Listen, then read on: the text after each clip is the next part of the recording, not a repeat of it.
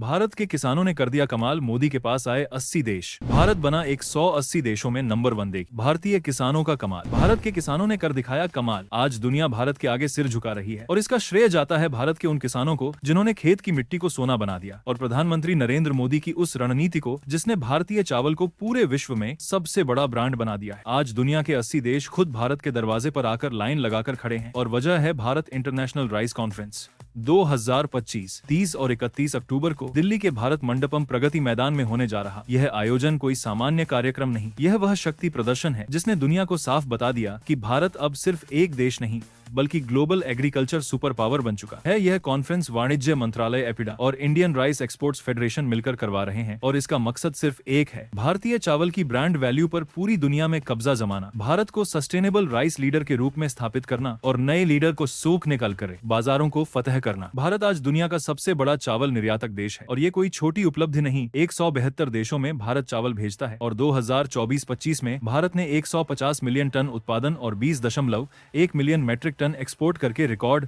तोड़ दिया है। पूरे 12.95 बिलियन डॉलर का निर्यात भारत कर चुका है, और अब मोदी सरकार ने BIRC 2025 के जरिए एक और धमाका करने की तैयारी कर ली है। सरकार का लक्ष्य है 1.80 लाख करोड़ डॉलर के नए बाजार पकड़ने का और 25,000 करोड़ के निर्यात समझौते साइन करने का।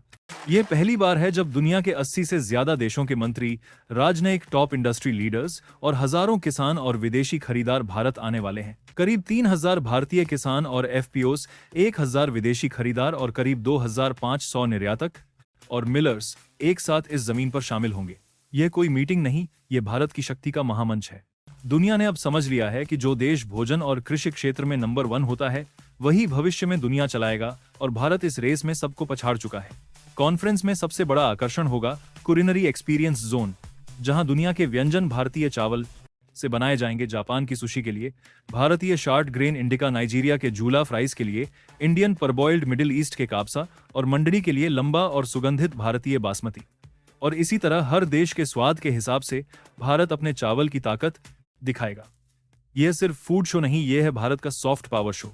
भारत अब सिर्फ चावल बेचने वाला देश नहीं, भारत अब चावल की डिमांड तय करने वाला देश बन रहा है, क्योंकि भारत ने उन इंटरनेशनल मार्केट्स की पहचान कर ली है जहां भारतीय चावल की मांग को विस्फोटक तरीके से बढ़ाया जा सकता है। अफ्रीकी देश नाइजीरिया, घाना और केन्या, जहां बॉयल्ड और नॉन बासमती चावल की भारी मांग है। मध्य एशिया जैसे उज्बेकिस्तान, कजाकिस्तान, जहां लंबा और मजबूत इंडिका चावल चाहिए। यूरोप और अमेरिका, जहां हेल्दी और ऑर्गेनिक चावल का मार्केट तेजी से उभर रहा है।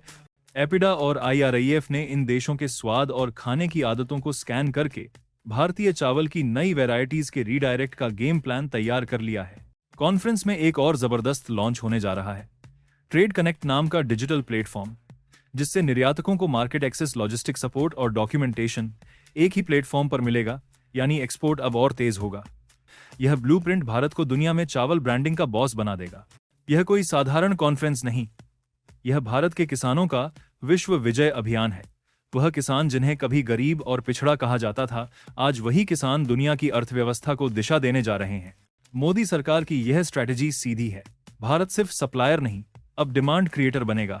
भारत अब दुनिया को बताएगा कि असली फूड पावर क्या होती है। जिस देश के किसान मजबूत होते हैं, वह देश किसी महाशक्ति से कम नहीं होता। और आज दुनिया देख रही है कि भारतीय किसान फूड सिक्योरिटी से लेकर ग्लोबल इकोनॉमी तक हर जगह अपनी छाप छोड़ रहे हैं। अब सवाल आपसे, भारत के इस चावल कूटनीति और किसान की वैश्विक जीत पर आपका क्या कहना है?